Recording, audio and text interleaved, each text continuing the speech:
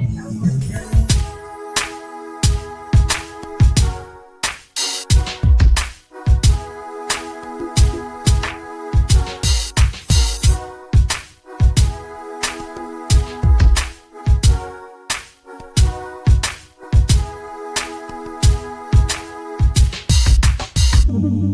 you ready? Are you ready? What's going on social media? Thank you for tuning in to the BHLC podcast today. I'm out here at Mr. G's here in Louisville, Kentucky on Shelbyville Road. Thank you for tuning in to my podcast this evening. I'm the one and only big head light skinned comedian. Got a great show for you tonight as always. Got a great guest. And but let me go over a couple of things first before I bring them in. Hope everybody's enjoying themselves on this beautiful July 11th day.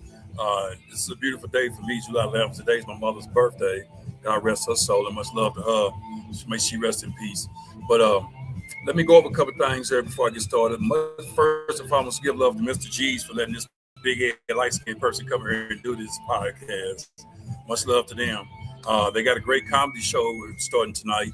When they had it last night, they got another one tonight, same guy. I think it starts at 8 o'clock. Doors open up at 7. I forgot who it is, but he's a very funny guy. And I'll talk a little bit more at the end of the podcast about who he is and everything. Also, with that said, much love to the Smile Center. Dr. Kane, one of my sponsors, sponsoring this podcast. I'm really grateful and blessed to have him. He's my dentist. And also, he's my dentist. He's also part of Kentucky Alternative Care, KAC, Kentucky Alternative Care, which is a medical dispensary, which is legal now here in Louisville, in Kentucky. Go support him at his dentist on Grange Road here in Louisville, Kentucky. I go to Kentucky Alternative Center on Boystown Road. Also, too, want to go over a couple other things. I'll be at the Louisville Comedy Club July 21st. Doors open at 6, show start at 7. Come support me. Also, make sure you subscribe to this podcast, BHLC podcast. Subscribe. I appreciate if you subscribe. I'm also on Spotify. Give me a listen on Spotify, too, also. Trying to make sure I go over a couple. I got a couple more. Oh, yeah. This is it's a couple of awareness this month. The first one is important to me, the Juvenile Disability Month, and the juveniles that have disability. That's really important to me too. It's Juvenile Disability Month, so support that. Also, it's Disability Pride Month, and also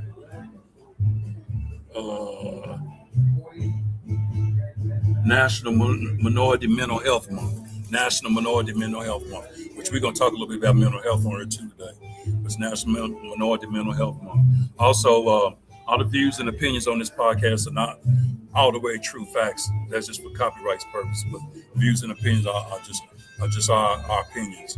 I think that's just about it. I might have one more thing. Like I said, make sure you subscribe on YouTube and make sure you watch it on YouTube.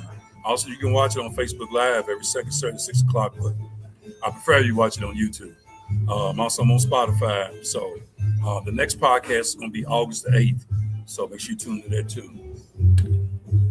Now, let me get to my guest here. I want to give him the proper introduction because you know how I do. I don't play about my guests, and I ain't got nothing but love for him. I've already been posting a lot of stuff on my page. He's a real good guy, right down to earth. And I think my mother would be proud of me for having him on this podcast because my mother was a very spiritual person. She had my big head in church when I was like 8 years old. And I'm like, why would I go to church Monday, Tuesday, Wednesday, Thursday, Friday, Saturday, Sunday? I can't do it. So, but with that said, let me give credit to my guest. Before I bring him in, he's got a conference he's doing. His first conference he's done in 7 years, he said. I'm just going back with on his page. It's called the Inaugural Divine Wow Conference. I'm going to let him elaborate a little bit more on it. And he does a lot of different things. He does a podcast with a friend of mine, Derek Day, who turned me on to him, to this person. So without further ado, let me bring him in because I got him on hold here. Y'all give him a big BHLC podcast welcome. Y'all give it to the one on here, Aaron Thomason. Give it to him. What's going on, Aaron? Going How good. you doing, man? Yeah, great. Look, I know you got a lot of things on your page and stuff, so I just gave him a brief summary of what you be doing because I know you wear a lot of different hats. You got your hands on some things. So where I always start my podcast off is just tell me a little bit about yourself and what you be doing and everything. So. Yeah, thank you for having me. Oh man, without a doubt, Derek turned me on. Derek said you're a great guy, and I trust Derek. Derek's my brother. Yeah. Yeah. So I'm a clinical mental health counselor by trade, and I'm publishing my first book next month. I was a pastor for 25 years before that. Wow. And, Okay. Yeah. And I heard you mention the conference. First conference I've done in 7 years. So I'm excited about it. Going to be introducing a lot of material to help people feel at home in their own skin. That's the best way I know how to say it. Deal with things like trauma and anxiety. We'll spend 3 days. It'll be very experiential, more experiential than informational, if that makes sense. And I think it'll be really very informative for people. I'm really excited about it. Well, that's good, man. Because, like I said, I know you got to let your heads on a lot of things. And doing the conference is not easy. I'm sure it was kind of, tough to put it together, and then you got to present it to everybody. So it's not easy. So I'm sure that's a great thing to be doing with the conference and everything. So as we get into this podcast, let me say this, man. Just, my podcast, because Derek asked me when he was talking, he was like, well, can I cuss on here? I said, yes, my podcast is very open. You can cuss on here. But I don't expect that from you. But I just thought I'd let you know. I don't want to disrespect your... very open. You're not restricted. Just be yourself, and that's what you're going to do anyway. So with that said, but it's how ironic is I got you as my guest here, and I'm really appreciative of that. I got you as my guest, and today's my mother's birthday. She was a very spiritual person. So with that said, I know you was talking. I seen when you was talking. I'm gonna put this on here and let you talk about this some more. You was talking about in universal wise faith. Yeah. And I have a strong faith too. I walk by faith, not by sight. I tell everybody it's by faith with me. I don't go by sight, because sometimes sight can be your worst sin. But that's a whole other thing. So, but talk a little bit about faith. Your faith, you have. Yeah. So what I've been talking about. So I do a Sunday morning podcast still. I'm not pastoring, but I'm okay. You can put that out there too. You want people to tune in, okay? But what I've been talking about is when we talk about faith in our culture, we're talking about usually doctrines. We're talking about belief systems. I believe in one God, maker of heaven and earth, that kind of stuff. When you look at the Gospels and what Jesus calls faith, it doesn't line up, which is really interesting, right? Okay. When Jesus, almost everywhere that Jesus talks about faith in the Gospels, it's connected to outcomes. It's connected to miracles. It's connected to the power of the kingdom, expectation, stuff that's really practical in daily life. And it's interesting. The only two people that Jesus ever says in the Gospels had great faith weren't Jewish. They didn't worship as Jews. They were unorthodox. They weren't holding to the doctrinal faith in the way that we talk about in our culture today, but they both got miracles for people they cared about. And Jesus said they had great faith. So that's kind of how I've been framing up talking about. Yeah. Right. Yeah, I know religion sometimes can be a touchy subject with some people because of their faith. Not for the people who believe, but some who have non-believers. So, and they feel a certain type of way when it comes to faith. But I have a strong faith. Very spiritual person, and I tell people, you have a strong faith and be spiritual. That don't mean you're not a person of spirit of a Christian, So I tell people, I know a lot of people always feel like too, you have to go to church every Sunday. Nothing against church. Church is a beautiful thing, but it's just a building and what people worship at. And I get that too. So, but I'm also about faith and spiritual, because if you have a strong faith and strong spirit, it'll carry you a long way till God's ready to bring you home. Because we're all on a journey. It's God's journey anyway. So we just walking through it. So, so more than anything. So, but here's, you have something else you want to say? No, I was just going to say that, that's part of the problem. We talk about faith, that it has to be, faith in God or faith in Christ, Christian faith. But the Bible itself doesn't portray it that way. So it's, it's really interesting. Right. After this study, I'm kind of like, what? I mean, I was a pastor, so I can say this from the inside, what Bible are pastors reading? I'm not sure. Gotcha. Yeah, that's a good point. Especially in our country today, Yeah, that's a good point. And let me ask you being a pastor too. I got you. We're just talking. You being a pastor.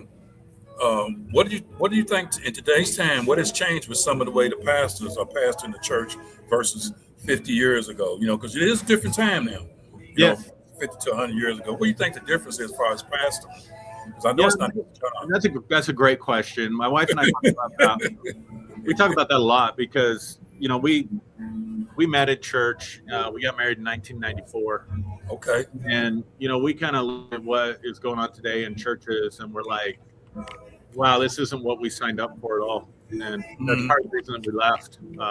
One of the biggest reasons that we left, because it's become so, I would say two things are different. It's very celebrity oriented. And what I mean by that is it's more entertainment and name oriented than what it used to be. And it's also, at least from my perspective, where I sit, it's just really been poisoned with politics, especially the religious right, which, was always there. But Right. it was kind of a fringe thing when we got into it, and now it's front and center. And it's just crazy to see what's going on in churches today. It's just very, very different. It is, and I to kind of curtail that a little bit, also the curtail on that. It is different nowadays, and I understand that a lot of things have changed. But I think one of the biggest things, not only for pastor, which a pastor already does, but for the congregation and the people that follow him in their church, I think one of the most important things is, for me, when I look at a person, because I know I do it all the time, I tell people, you have to be able to forgive. That's the first, to me, the most important thing. Sure. You can't forgive but then say something that's behind that's negative.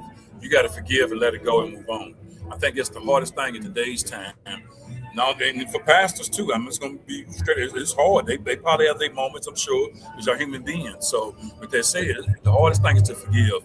To me, some of the most best Christians in the world are the ones that can forgive and move on. Because I've seen people that can't forgive. And I'm like, well, why are you still talking about that if you don't let it go? Well, I just want to keep talking about it. No. You're supposed to let that go away a week ago. So, you got to forgive, and it makes you feel better. People don't realize when you forgive, you feel better. A lot of people don't want to forgive because I'm right. I'm right. That point, so I'm real big on forgiving. I have to forgive and move on regardless of how I feel in the moment.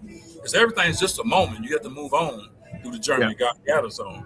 You have to forgive. And that's something I had to learn through my lifetime of being here on earth, life, and being on God's planet. So, it's just the forgiving thing. I truly believe in forgiving, and I'm sure you do too. So, things. Yeah, I think, we got into this really to empower people, to help people heal, to help people. And I think forgiveness is important to mental and emotional health. Right? Yeah.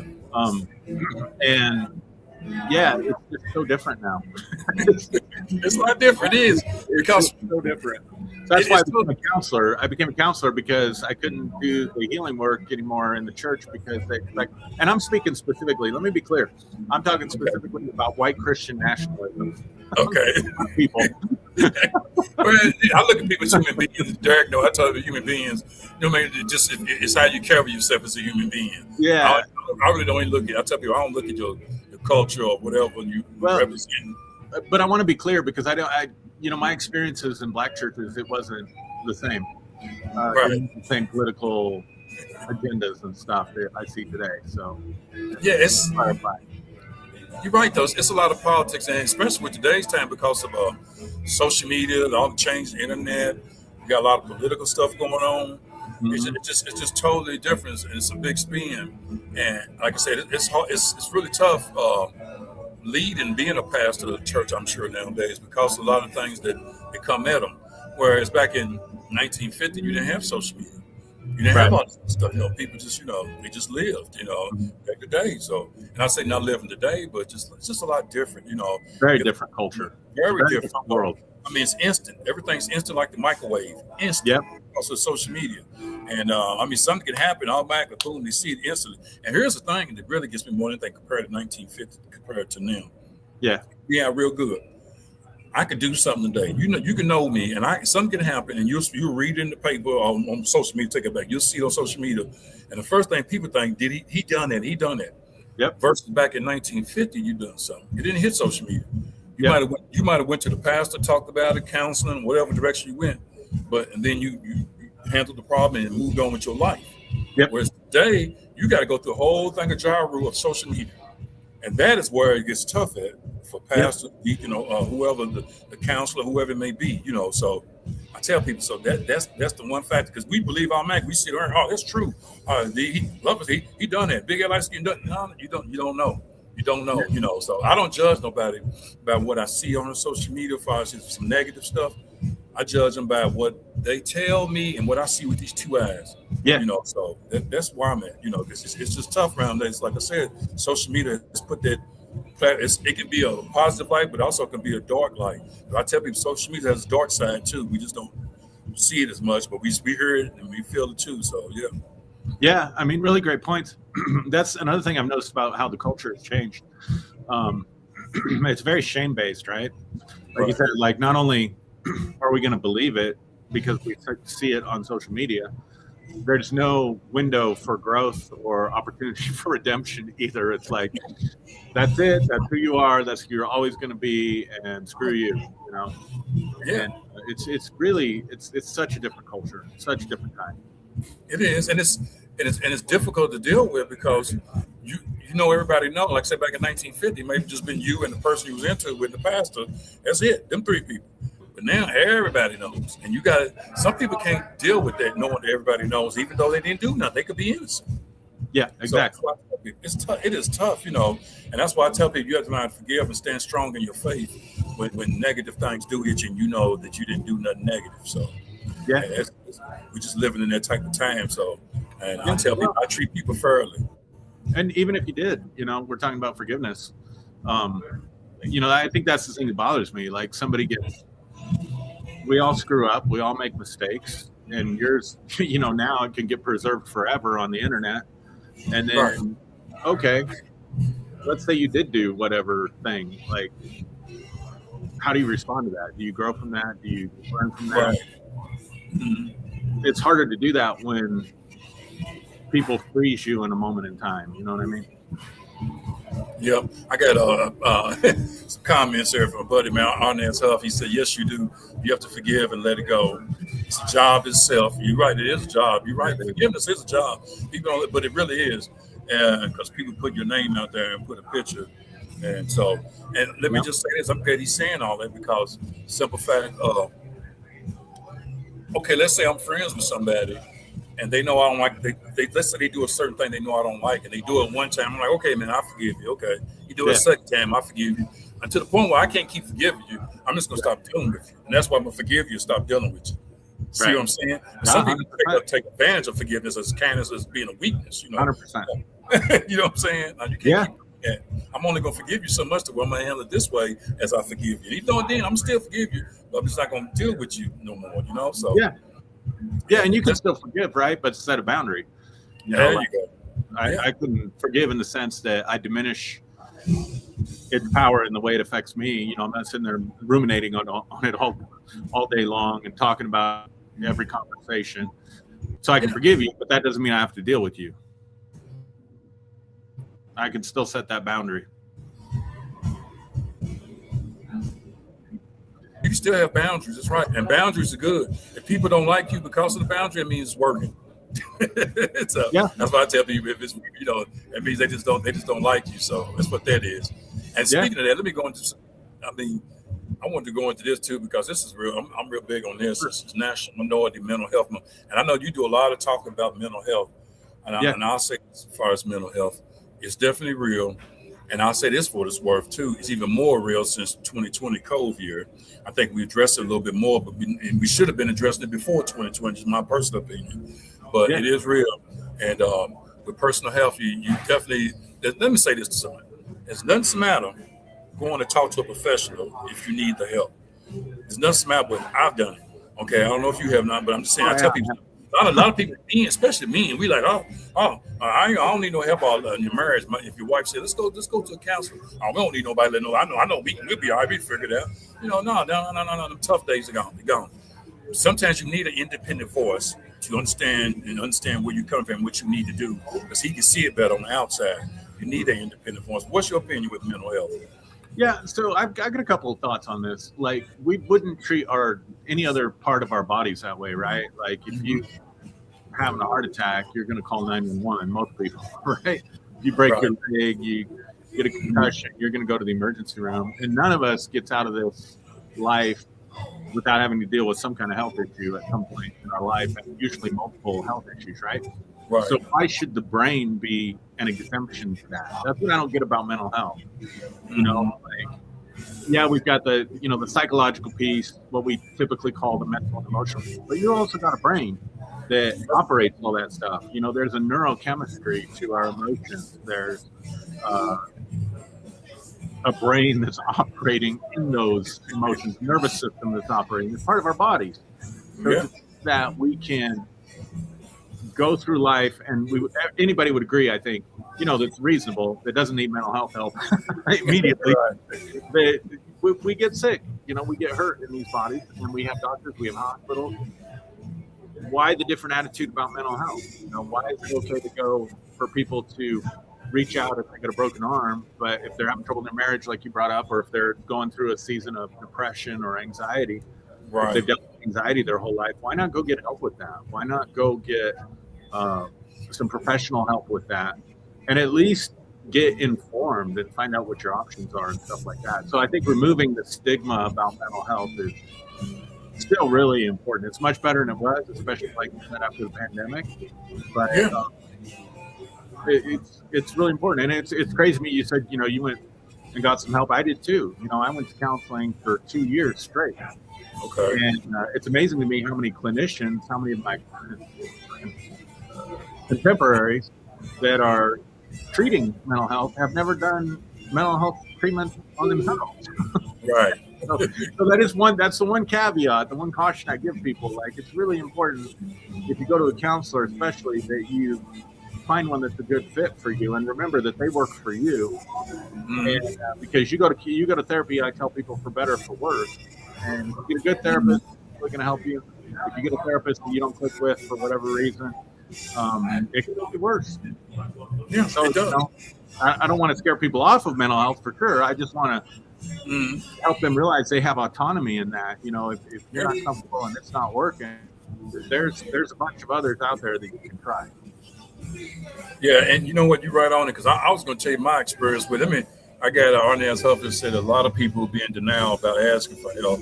The longer you take, ask for the help, the worse it can get if you don't ask for the help. And he's right. He's got a good point. Like somebody told me a long time ago, the worst thing for you could be the best thing for you if you don't take the initial step. So with that said, I know me and my wife went to marriage counseling some years ago. And I as men, I don't need, don't need that, especially thinking like but I ain't gonna lie to you. I went, I listened to the man, I was like, he's good. It's like he said, I ain't gonna tell you some things he said. I was like, he's good. And I still use some of them things till this day, some things he told me. So, and I was like, man, here I was thinking it was the worst thing, and it was the best thing for me. Yeah. So I tell people, you don't close that window, don't make that window blind, don't shut it off. You never know till you try it, And that's what a lot of people think. Oh, you go talk to somebody, you're like, oh, they don't know. No, they professionals. They can help you and get you going to it. Whether it's depression. I got some associates. I don't want to say friends. I have very few friends, but I say associates that take medicine and stuff for antidepressant, whatever it may be. And there's nothing matter with it. And we talk. I'm like, okay, and because I feel like if somebody's dealing with that, they just need. Sometimes if a person just call you, just listen to them. Sometimes they just need an ear. I tell people just want to vent, or a hug or whatever. But because you never know when you might be in a situation, you need somebody. So, but I've always been very, very warned for mental health, especially me being a veteran in the military and the veterans out there that's got mental health. So, thank you for your service, by the way. No problem. Yeah. So. Yeah. I think people are afraid. I think sometimes they avoid counselors because they're afraid what they're going to find if they look inside. I can tell you how many clients come to me, like, maybe second session, sometimes even first session in, they'll tell me stuff and then they'll be like, so do you think I'm crazy? Right. And I just got to say, man, like, it's very rare now that I hear something that sets me back. You know what I mean? Right. Yeah. Like, I never come across that before. Never heard that before. Most, 99% of the people that come in, they're not dealing with severe mental health challenges, and everybody goes through the same stuff. Everybody has the same, it's like this deep, dark secret. I mean, most people have social anxiety. Most people worry about how other people are going to judge them and decisions on their life based on really an imagination of what they think that other person is thinking about them. Right. And almost everybody deals with that, but nobody talks about it. So I used to work at a college, and so I had a lot of younger people, and I used to tell them, look, when you go to a social function or whatever, you think everybody's thinking about you. I guarantee you, everybody's thinking about what you're thinking about them. Yep. They're more preoccupied with that than whatever foolishness you're doing or not doing, So take a deep breath. Yeah, and I tell people, man, I don't care who you are, and I'll say at least 50% of people, if not more, has been from their childhood till they get to adult age. There's something inside them that they haven't dealt with completely, and they need to deal with, whether it's through getting professional help or not. I don't care who they are in the United States. We all have, and a lot of times it comes out automatically, and they don't even know it just comes out because they've been trying to push it down and keep it down for so long. When you need to get it out of it. And another thing too, we're going to professional help. A lot of people got to realize you go professional help, that's confidential because all that information is confidential. So I'm thinking, because when I got this help a long time, I'm thinking, man, he gonna tell everybody my business. I don't want them to know I do this, and that. That's gonna be messed up. That's what people think, but no, it's confidential. And you're supposed to let him know everything's going through with you so you can get better. You want to try to get better. A lot of people are scared. That's like, now I may have a closer heart to it because there are a lot of military people that are mental out there, and I understand that. And some of them don't want the help. I get that, and some do. So, and that's why to me, I feel like sometimes I've had the VA on here, the VA fair office, and all of them on here. And I told them I've put the information on my page before because I want these military people to know that there's help out there for them if they want to take it. Some of them don't want the help. I get it, but it is out there, and that's the least we can do for our military personnel, to give them the help mentally, because if they cause some of this anxiety or whatever they got during wartime or whatever happens. So, but I just it's a big thing. It really is. So, and hopefully we can help our military more with this mental health thing, because we got a lot of soldiers out there. It don't really even have to be out there, and I'm just telling they just out there because they want to be out there. They don't want the help. I've talked to them before. Some of them don't want it. So, but they do got a lot of programs out there. Let me speak to a couple things. First, to the veteran issue. My experience from working with veterans, you don't have to have been in war. That's true. You're right. It's something natural you got. Yeah, you're right. No, you're right. The military inflicts mental health issues, and if you went in, if someone went in, I don't know how old you were, but if someone goes in 17, 18, 19 years old, and they spend 20 years in the military, and then they come out, that adjustment period is massive.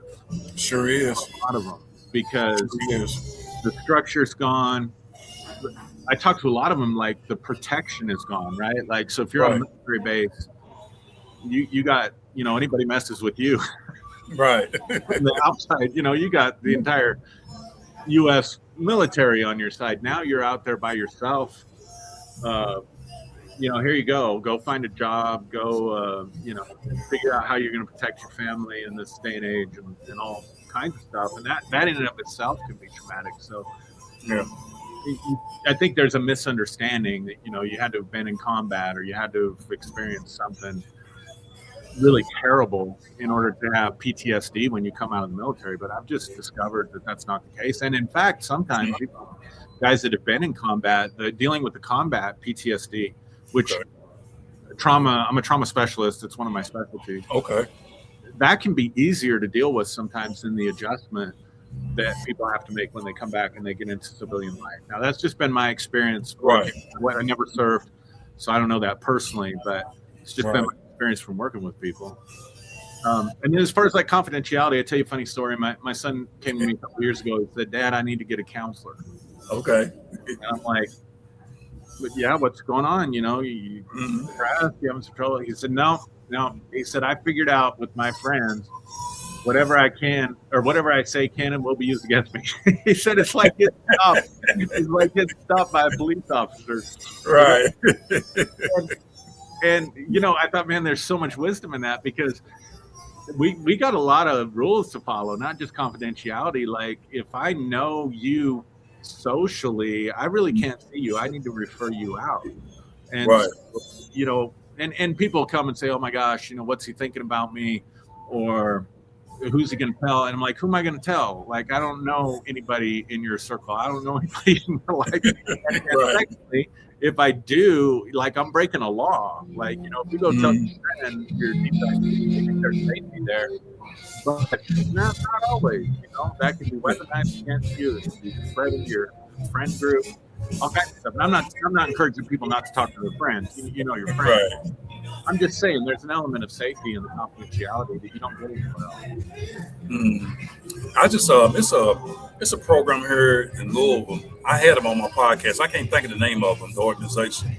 God, it's on the tip of my tongue. But anyway, it's where when soldiers get out of the military, like you said, some of them are lost because they've been in the military so long or whatever. They got this program. I forgot what they call that. That people go out there, the soldiers do, and they go out there and talk to other veterans, other people, and they feel so at home. She said, you wouldn't believe how relaxed they are. She said, they come help us clean, wash dishes, serve food or whatever. And they have this big old farm that they just let them talk to other veterans, other soldiers. That's awesome. And that is awesome. It helps. A lot of people don't even know about these programs when they get out, these things. Yeah. So that's why I try to tell people that's what this podcast is for and this platform is for. But I think every soldier should have that if needed. You know, when they get out, they should be able to go there until they adapt to civilization. Because if you've been in the military for 30 years and you come out here now in 2026, things are different. Yep. So it's a hard adjustment for them. Not to say they can't adjust, it's just a little different. And a lot of them went out there and did a lot better with the adjustment. Then down the road, they real good in life. They real good because of adjustment, and the people helped them out there. And I just think it's an outstanding program out there. It really is. So, but it is. And mental health is nothing. I don't take it lightly, and I tell anybody, if you have any type of, please, they got a lot of crisis hotlines. Just call a friend, your mother, father, somebody, just talk, you know, and where you can get some help. So, because it really is important. I want to talk about, I don't know, this is one I want to talk about here because, and it's real important to me when I talk about this. Or I could talk about that. Well, I'm going to talk about this first. I got a lot of it. I'm going to go and talk about this. Family. Yeah. Family, I don't know about, like I said, everybody, some people don't even know their family. So when I speak on this, you know, I understand that you don't even know your family because of what's happened back to, you know, it could be a deep, dark secret or whatever the case may be. You don't even know their family. The family is important to me because I need family. I need to know where I come from and who I am and what I'm about. You know, not only the heritage and culture is important. People's always into the heritage and culture. I get all that. That's important. But your family tree probably just as important, if not more important. Yeah. You know why you got doing certain things. You can speak on that too. Yeah, that's a difficult issue, especially being a counselor, because, you know, lots of times people come because their family messed them up. Let's just be honest. You know, I've heard some horror stories. Right. Things that happened in family, and it's unfathomable to me because, you know, we adopted 2 children, and I'm going to tell you what, we got them as babies, and the moment we brought them home, like, I remember looking at my first son, and I'm just like, I would die for you. Like, I didn't give birth to you. I didn't, but just immediately my heart was like knit to that child. And so the thought of abusing any child, but especially my own children, is so, I don't get it. You know, I don't understand it at all. But unfortunately, a lot of people have, you know, some people have grown up with monsters in their families. So I think when you have a good family, and by good family, I just mean they love you. Like, they weren't perfect. Right. They wanted the best for you, right? That inclination to want to see you do well in life. You're not going to find any better support system than that. No. And I think we need to be there as family members for each other. People that don't have that, you can find family, you can find that connection with people. It doesn't have to be blood related, you know what I mean? Right. But I think and that's why I brought up social anxiety earlier, because developing healthy relationships, people that you can turn to in times of need, people you can go to that, you know, they're going to love you, they're going to accept you. They may not, and you want people that are going to tell you the truth too, right? In love, you're messing up here. Mm-hmm. So that's what I'd say. I like if you got a good family, cherish it, man. Cherish every moment. You talk about your mom and this being her birthday, I think you said, right? Yes, it is. Yeah, today's her birthday. And if you've got that in your life, it's not always going to be there. So you cherish that time and invest in those relationships. But if you don't, make an effort to put yourself out there and find your people. Because it's so important. That social piece, having healthy relationships is so important to mental health. Yeah, and it's just. I think a lot of people are trying to fill in that void of space if they don't know their family members or they're looking for them. I had a friend of mine years ago was looking for her mother and her father. Mm-hmm. She was determined, and this is why I told her a long time ago. I said, I understand that. I said, but just know this. If it's meant to be, it would happen. I said, but just embrace your father, who's God. That's your father. So embrace him first, and everything else will follow. I said, I understand you want to fill the void in the space because you want to know, I get that. But everybody has one father. Everybody's born as a father. He's God. So I tell you, you got to embrace that first and foremost when you are talking about family. I love my family, and let me get this out there too. Love my family. But yeah, there are family members. True, everybody don't want to deal with certain family members, and I get that. So I don't love them no less. I just don't want to deal with them on a daily basis or whenever. So I tell people, family sometimes can not be as close as somebody that's not blood related. Somebody that's not blood related can be more like family. So just find a human being who makes you feel good and feel loved. Yeah, that's the best thing for you. I tell people, find your human being, and they don't have to be family. Be nice. But they don't have to be. Just find a human being who loves you, who pours into your cup just like you pour into their cup. That's all. And that'll make you feel better as an individual, I tell people. So, yeah, for sure. Yeah, 100%. Yeah. So, do you, I don't know if do you do a little bit of politics, man, before I put this next one up? Oh, yeah, we can go there. Okay, I'm going to put it up. Okay, I know you know what's going on as far as I'm here with this one. It's just that, over there, and I know what's going on, and I kind of read. I'm gonna read it here. I'm gonna read it here on here to you because I want you to understand where I'm coming from. I put this Iran thing on here, and I just feel like how you doing, and I just feel like what's it there? Okay, hold on. I'm sorry. Wait a minute. Hold on. But I just feel like that it's just something that needs to be talked about. What's it that? I just had it here on here. Let me see. It was something about the peace treaty with Iran, and they were saying Iran was saying that I can't find it. They were saying that they're upset about how things went down, what the United States did to Iran. They ain't forgot, and they talking about maybe retaliating. But on the flip side, America's talking about trying to have peace and do a peace treaty. So, and I hope that dude comes to a fruition as far as being in peace instead of having, because we don't need no unworld peace. We need world peace, not unworld peace. Yeah. So what do you think about that? Well, and I know it's a touchy subject in politics. No, it's not that it's a touchy subject. It's just I mean, my God. I was talking with my wife about it. I'll set it up this way. Like, I feel bad for like millennials, right?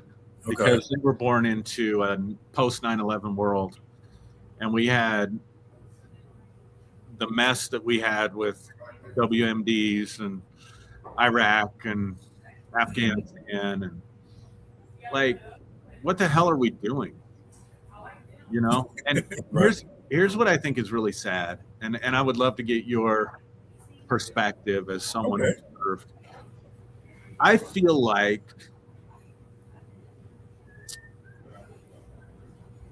George W. Bush tapped that patriotism well. Okay. For a bunch of bullshit. That's just my personal opinion. Okay. Right?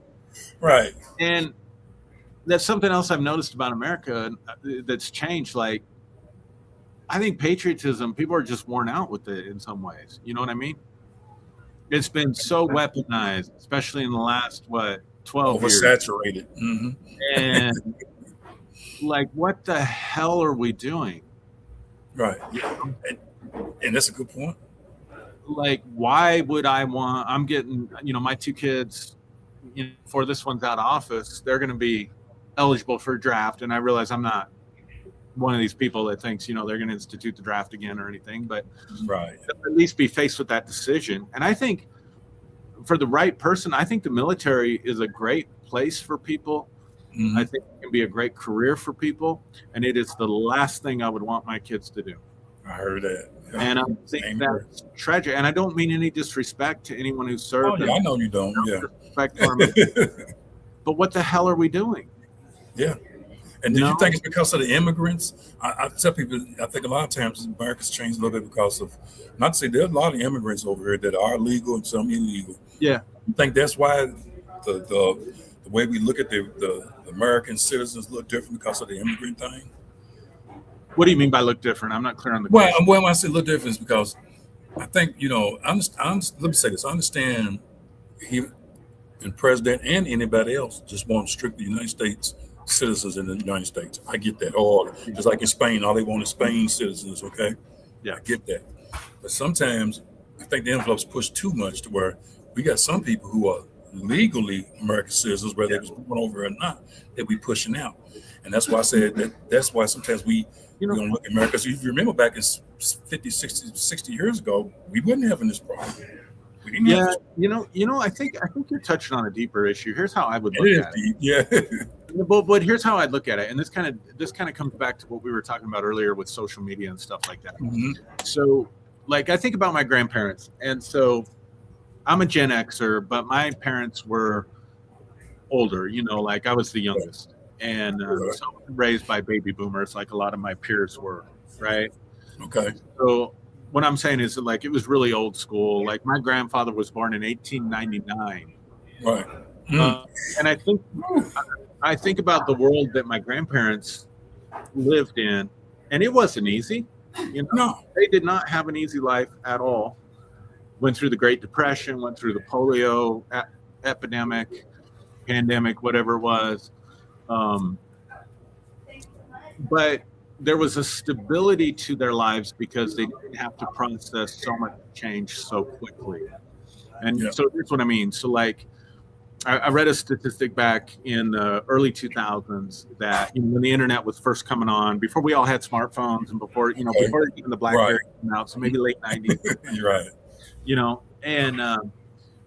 And the statistic was there was more information in one edition of the New York Times than a person who lived, let's say, in the late 1800s, early 1900s, than they would deal with in their entire life. Right. My great-grandmother came to Colorado in a covered wagon. She lived to be 103 years old, so she went from covered wagon to putting a man on the moon in her lifetime.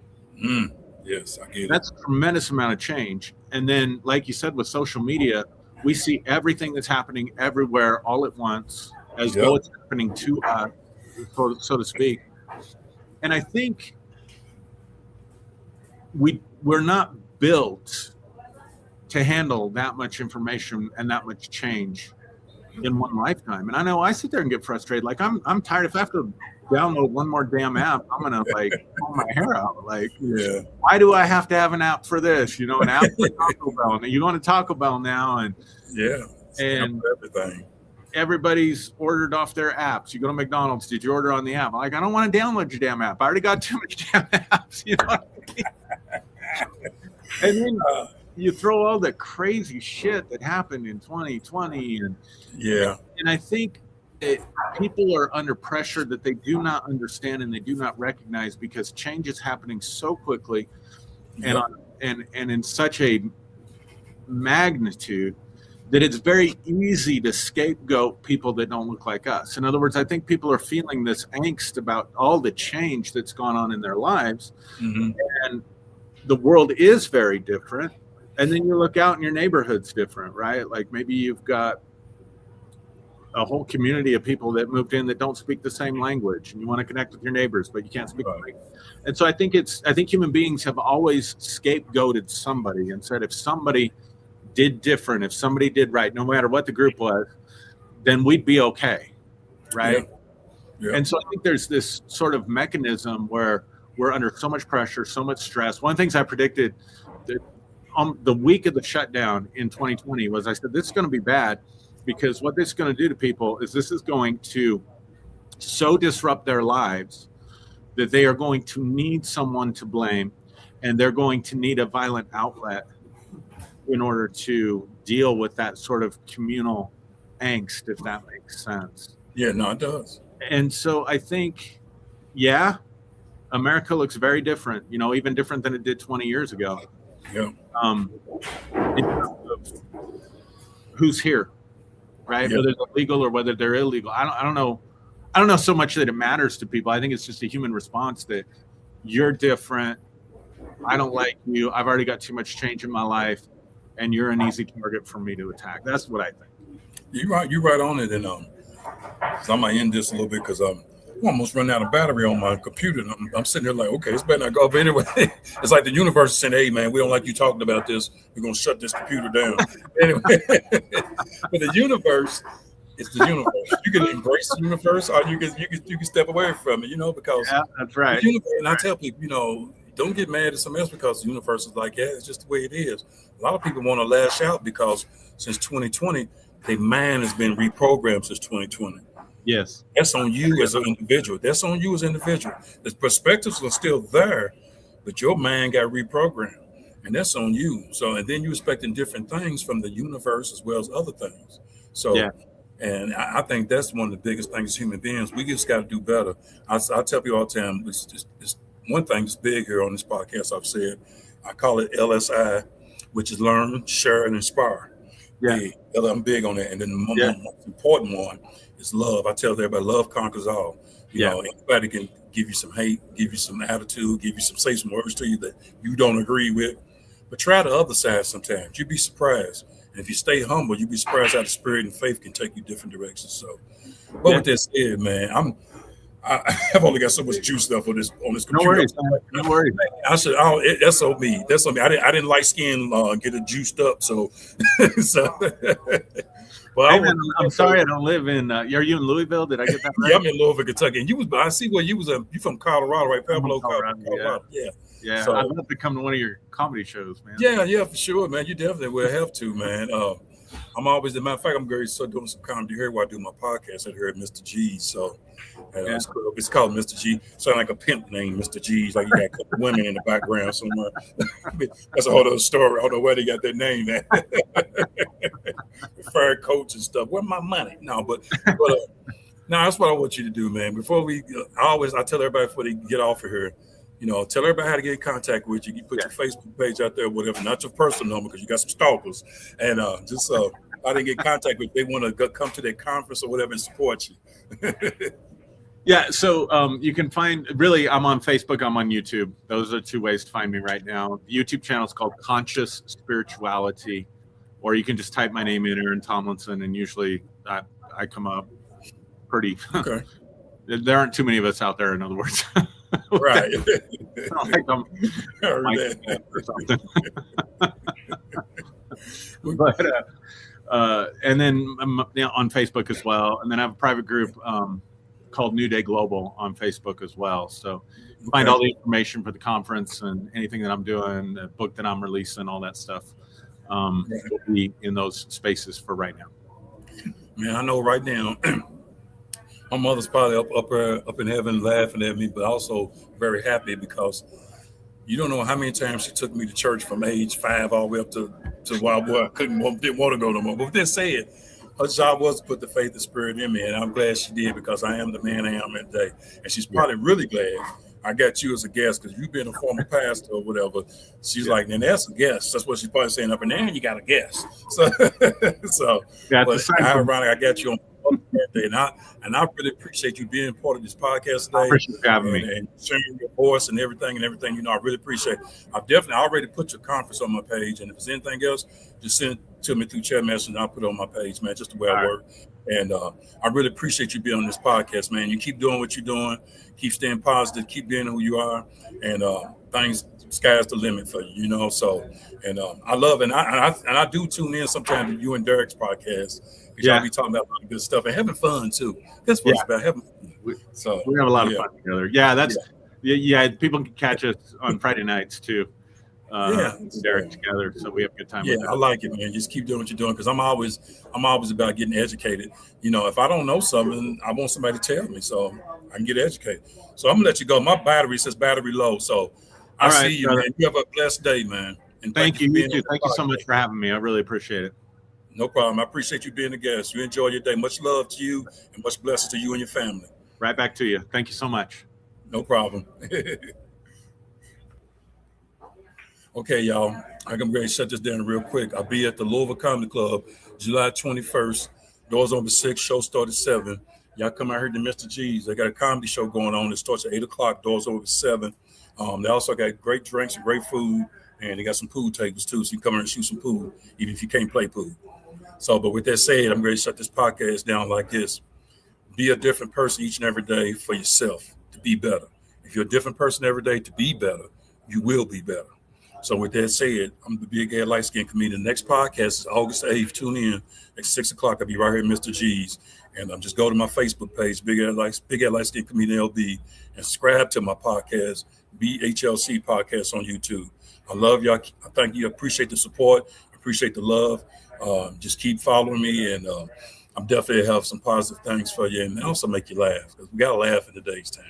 So with that said, enjoy the rest of your day. I'm the one and only Big Head Light Skin Comedian. Thank you for tuning in. I love y'all.